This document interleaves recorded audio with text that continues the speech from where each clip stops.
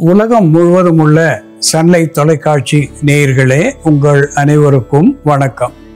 இது நாட்டு மருத்துவம், நலம் தரும் மருத்துவம், எல்லோருக்கும் ஏற்ற பக்க விளைவுகள் இல்லாத பாதுகாப்பான பணச்செலவுகள் இல்லாத மருத்துவம்.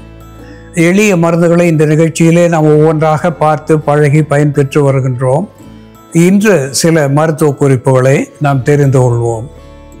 த அப்பெண்டிசிட்டிஸ் என்று ஆங்கிலத்திலே சொல்லுவது வழக்கம். குடல் வால் அழற்சி. இந்த குடல் வால் அழற்சி என்பது ஏற்படுகின்ற நிலையிலே அதிகமான வயிற்று வலி, வாந்தி, குமட்டல், மயக்கம், பேதி இவை போன்ற நிலைகளுக்கு நாம் ஆளாகக்கூடும். இந்த கொலான் என்று சொல்லக்கூடிய மலக்குடலினுடைய வெளிப்புறத்திலே ஒரு சிறு குருத்து போல வளர்ச்சி அடைந்து இருப்பது இந்த அப்பெண்டிசிட்டிஸ் என்கின்ற உறுப்பு. இதிலே மலம் சேர்ந்து அழுக்காகி நாளடைவிலே அங்கே சீழ்பிடித்து செப்டிக் என்கின்ற நிலையாகி அங்கே வலி வீக்கத்தை ஏற்படுத்தக்கூடிய ஒரு நிலை உண்டாகிறது. இது வாராமல் தடுப்பதற்கு ஆரம்ப கட்டத்திலேயே இதை நாம் குணப்படுத்துவதற்கு எலுமிச்சை சாறு, தேன் இவை இரண்டும் ஒரு அற்புதமான கலவையாகி மருந்தாகிறது. 2 தேக்கரண்டி எலுமிச்சை சாறு எடுத்து 1 தேக்கரண்டி தேன் சேர்த்து வெதுவெதுப்பான நீரிலே கலந்து அந்தி சந்தி என்று 2 வேளை சில வாரங்கள் பருகி வருவதனாலே இந்த குடல் வால் அழற்சி என்கின்ற அப்பெண்டிசிட்டிஸ் என்கின்ற வலியிலே இருந்து ஒரு ஆன்டி இன்ஃப்ளமேட்டரி அனால்ஜெசிக் என்கின்ற வகையிலே வலி வீக்கத்தை கரைக்கும். அது மட்டுமல்லாமல் மலம் உடலிலே சேராமல் வெளித்தள்ளக்கூடிய ஒன்றாகவும் இது விளங்கும். வாந்தி, குமட்டல் இந்த உணர்வுகளை அது அடக்கி வைக்கும் என்பதை சுட்டிக்காட்ட விரும்புகின்றேன். இந்த வகையிலே எலுமிச்சை, தேன் சேர்ந்து நாம் சாப்பிடுவது என்பது குடல் வால் அழற்சி வாராமல் தடுக்கக்கூடிய ஒன்றாக விளங்கும் என்பதை நாம் மறத்தல் ஆகாது. அன்பான நேயர்களே, சிடியம் கஜாவா என்று தாவர பெயராலே சுட்டப்பெறுவது, கவ்வா என்று ஆங்கிலத்திலே சொல்லப்பெறுவது, கொய்யா என்று தமிழ் பெயரை பெற்றிருக்கிறது. இந்த கொய்யா பழங்களை தோல் நீக்கிவிட்டு அந்த உள் சதையை மட்டும் விதையோடு நாம் அன்றாடம் 1-2 சாப்பிட்டு வருகின்ற நிலையிலே இது ஒரு ஆன்டி டயாபெட்டிக் என்கின்ற வகையிலே சர்க்கரை அதிகப்படுவதை, குருதியிலேயும் சரி சிறுநீரில் சர்க்கரை வெளியாவதையும் சரி இந்த கொய்யா பழம் நமக்கு தடுத்து ஒரு மருந்தாக நமக்கு விளங்குகிறது. இந்த கொய்யா இலைகள் 5 எடுத்து அதனோடு சிறிது சீரகமும் மஞ்சளும் சேர்த்து நீரில் இட்டு கொதிக்க வைத்து வடிகட்டி அன்றாடம் அந்தி சந்தி என்று 2 வேளை பருகி வருகின்ற பொழுது குருதியிலே கலந்து இருக்கிற சர்க்கரையின் அளவையும் சிறுநீரிலே வெளியேறுகின்ற சர்க்கரையின் அளவையும் மட்டுப்படுத்தும் என்பதை சுட்டிக்காட்ட விரும்புகின்றேன். அது மட்டுமல்லாமல் உடலிலே இருக்கின்ற புண்களை ஆற்ற வல்லது, வாயிலே இருக்கின்ற கிருமிகளை வெளியேற்றி வாய் துர்நாற்றத்தை போக்க வல்லதாகவும் இந்த கொய்யா தீநீர் விளங்கும் என்பதை நாம் மறத்தல் ஆகாது.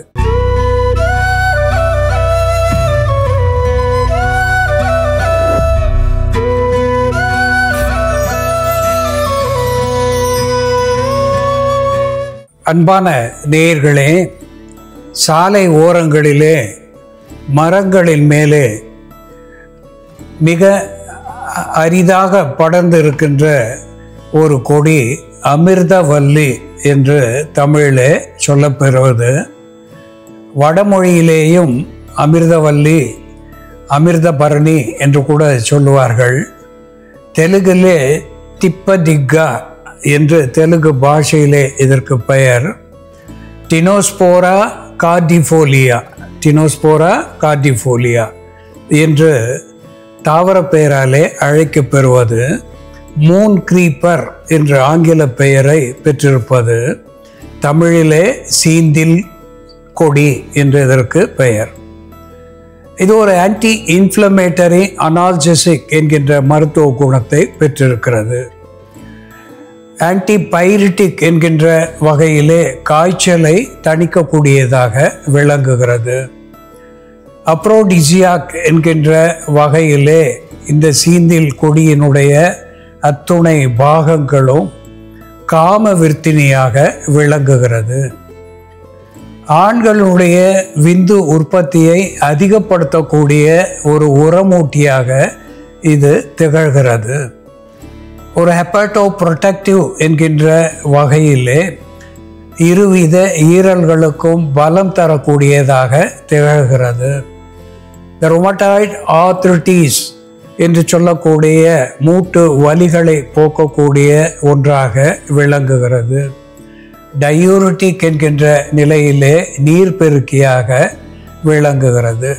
இப்படி பல்வேறு மருத்துவ குணங்களை பெற்றிருக்கின்ற இந்த சீந்தில் கொடி அமிர்த வல்லி என்று சொல்லுகின்ற வகையிலே உடலுக்கு அமிர்தத்தை போல இருந்து ஆயுள் வளர்த்தியை கொடுக்கக்கூடியதாக இது விளங்குகிறது. பூரண ஆயுளை நமக்கு நல்குகிறது என்று சொன்னால் உள் உறுப்புகளுக்கு ஆரோக்கியத்தை தருகிறது. அதன் மூலம் நாம் ஆயுள் அதிகரிக்க பெறுகிறோம் என்று பொருளாகும். அன்பான நேயர்களே, இந்த சீந்தில் எப்படி மருந்தாகிறது என்று செயல்முறையிலே பார்ப்போம். வாருங்கள் நேயர்களே, நாம இன்னைக்கு சீந்தில் கொடியோட மருத்துவ குணங்கள் என்ன, சீந்தில் கொடியோட பாகங்களை நம்ம எப்படி மருந்தா பயன்படுத்துறதுன்னு பார்க்கலாம். முதல்ல நாம சீந்தில் தண்டோட பொடியை பயன்படுத்தி அதிகப்படியான உடல் வெப்பம், அதனால் உண்டாகக்கூடிய நாவறட்சி போன்ற பிரச்சனைகளை சரி செய்யக்கூடிய ஒரு மருந்து தயார் பண்ணலாம். இதற்கு தேவையான பொருட்கள் சீந்தில் தண்டு பொடி, நெற்பொரி. ஒரு பாத்திரத்துல கொஞ்சம் நீர் விட்டுக்கலாம். இதோட நம்ம சீந்தில் பொடி, சீந்தில் தண்டோட பொடி நமக்கு நாட்டு மருந்து கடையில கிடைக்கும். இது ஒரு அரை தேக்கரண்டி அளவு எடுத்துக்கலாம். இதோட நெற்பொரி சேர்க்கணும். நெற்பொரின்றது நமக்கு நாட்டு மருந்து கடையில கிடைக்கும். ஒரு 2 தேக்கரண்டி அளவு சேர்த்துக்கலாம். இவை இரண்டையும் சேர்த்து நல்லா கொதிக்க வைக்கணும். கொதிக்க வச்சுட்டு இந்த தண்ணியை மட்டும் நம்ம வடிகட்டி குடிச்சிட்டு வந்தோம்னா நமக்கு காலநிலை மாற்றம்னால ஏற்படக்கூடிய உடல் வெப்பம், உடல் உபாதைகளால ஏற்படக்கூடிய உடல் வெப்பம், நம்மளோட உணவு மற்றும் பழக்க வழக்கங்களால் ஏற்படக்கூடிய உடல் வெப்பம் எதுவா இருந்தாலும் உடல் வெப்பத்தை தணிக்கக்கூடிய மருந்தா இருக்கும். நாவறட்சி, சர்க்கரை நோயாளிகளுக்கு அதிகமாக சிறுநீர் கழிப்பதால் ஏற்படக்கூடிய உடலில் ஏற்படக்கூடிய சோர்வு மற்றும் நாவறட்சி இவற்றை போக்கக்கூடிய மருந்தாவும் இதை நம்ம பயன்படுத்தலாம். இந்த சீந்தில் தண்டு பொடி ஒரு நல்ல ஆன்டி இன்ஃப்ளமேட்டரி ஏஜென்ட்டா இருக்கிறதுனாலையும் வலி நிவாரணியா இருக்கிறதுனாலையும் இந்த சீந்தில் தண்டு பொடியை நம்ம பாலில் கலந்து குடிச்சிட்டு வரும்பொழுது முடக்கு வாதத்தினால ஏற்படக்கூடிய வலி வீக்கம், ஆஸ்டியோபோரோசிஸ்னால ஏற்படக்கூடிய வலி வீக்கம் இது எல்லாமே சரியாகும். அதே போல சீந்தில் கொடியோட பவுடரை நம்ம அமுக்ரா சூர்ணத்தோட மிக்ஸ் பண்ணி சாப்பிட்டுட்டு வரும்பொழுது நரம்புகளில் ஏற்படக்கூடிய பலகீனம் போக்கக்கூடிய மருந்தா செயல்படும். நமக்கு சில நேரங்கள்ல சாப்பிட்டா அந்த ஃபுட்டோட டேஸ்ட் தெரியாது, சுவையின்மை இருக்கும், ருசி என்ன இருக்குன்றது தெரியாது, அதே போல பசியும் எடுக்காது நமக்கு. அந்த மாதிரி இருந்ததுன்னா சீந்தில் தண்டு எடுத்து நம்ம நல்லா நசுக்கிட்டு அதோட லவங்கப்பட்டை இவை இரண்டையும் சேர்த்து ஒரு டம்ளர் தண்ணியில நல்லா ஊற வச்சிடணும். ஊற வச்சுட்டு ஒரு 20 நிமிஷம் கழிச்சு அந்த தண்ணியை மட்டும் நம்ம வடிகட்டி குடிச்சிட்டு வந்தோம்னா சுவையின்மையை போக்கக்கூடிய மருந்தாவும் பசியை தூண்டக்கூடிய மருந்தாவும் இது செயல்படும். இந்த சீந்தில் கொடியோட இலைகள் பார்த்தோம்னா நல்ல இதய வடிவில் இருக்கும். அதனாலதான் இதுக்கு கார்டியோஃபோலியா அப்படின்னு பெயரு. சீந்தில் கொடியோட வேரையும் நம்ம மருந்தா பயன்படுத்தலாம். இந்த வேரை நம்ம பவுடர் பண்ணி வச்சுக்கிட்டு பாலில் கலந்து குடிச்சிட்டு வரும் பொழுது அது வலி நிவாரணியா செயல்படும், அழற்சியை போக்கக்கூடிய மருந்தாவும் செயல்படும். நமக்கு வலி வீக்கம் இருக்கும் பொழுது இந்த சீந்தில் இலைகள் நிறைய கிடைச்சது அப்படின்னா இந்த இலைகளை மட்டும் நம்ம சேகரிச்சு விளக்கெண்ணெய் கொண்டு நல்லா வதக்கிட்டு அதை நம்ம ஒற்றடம் கொடுப்பதற்காகவும் வலி வீக்கம் இருக்கிற இடத்துல பற்று போடுவதற்காகவும் பயன்படுத்தலாம்.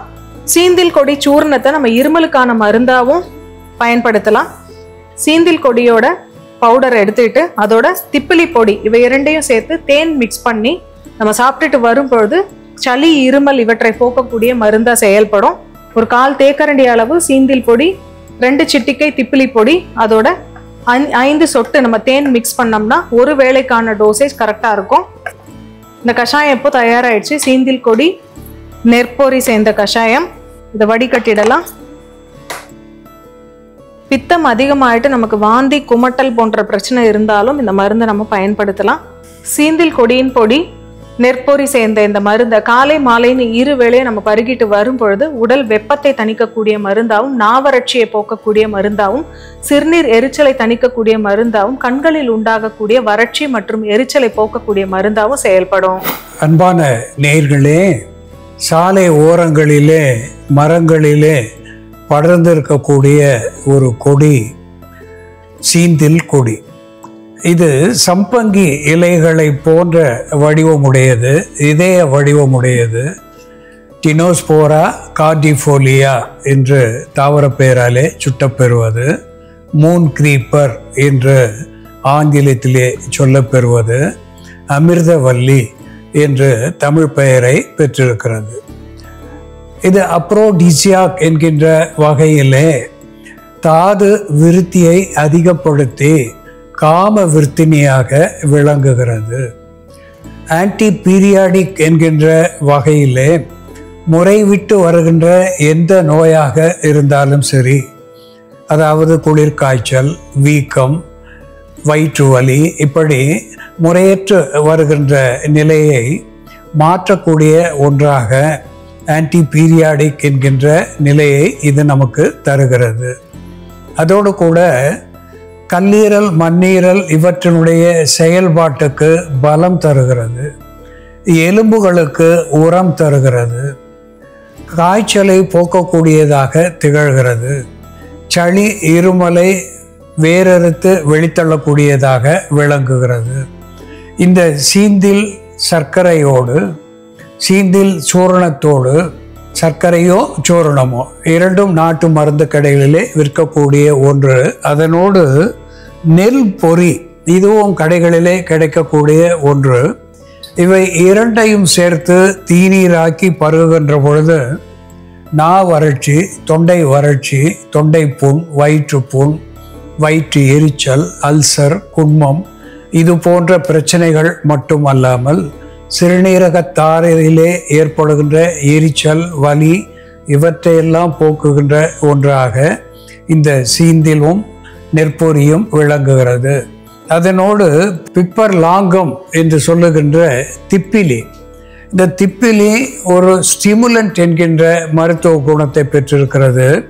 இதுவும் ஒரு அப்ரோடிசியாக் என்கின்ற வகையிலே பயன் தந்து சீந்தியிலோடு சேருகின்ற பொழுது இது காம விருத்தினியாக இருந்து விந்து உற்பத்தியை அதிகப்படுத்தி, இந்த ஸ்போம் கவுண்ட் என்று சொல்லக்கூடிய விந்துக்களினுடைய எண்ணிக்கையை அதிகப்படுத்தி, அதனுடைய மொட்டிலிட்டி என்று சொல்லக்கூடிய பயணத்தன்மையை அதிகப்படுத்தி, இந்த ரேபிட் ப்ரோக்ரஸிவ் மொட்டைல் என்று சொல்லக்கூடிய விரைந்து செல்லும் விந்துக்களின் எண்ணிக்கையை அதிகப்படுத்தி ஆண் மலட்டை போக்கக்கூடிய ஒன்றாக இந்த சீந்திலும் அதனோடு சேருகின்ற திப்பிலியும் ஒரு அருமருந்தாகி பயன் தருகிறது.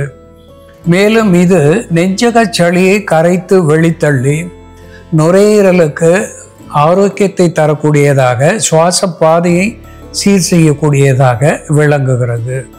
அன்பான நேயர்களே, மிக சாதாரணமாக நமக்கு கிடைக்கக்கூடிய இந்த சீந்தில் எப்படி மருந்தாகிறது என்று நாம் பார்த்து தெரிந்து கொண்டோம். இது போல வேறு ஒரு மருத்துவ குறிப்போடு நாம் மீண்டும் சந்திப்போம். நன்றி, வணக்கம்.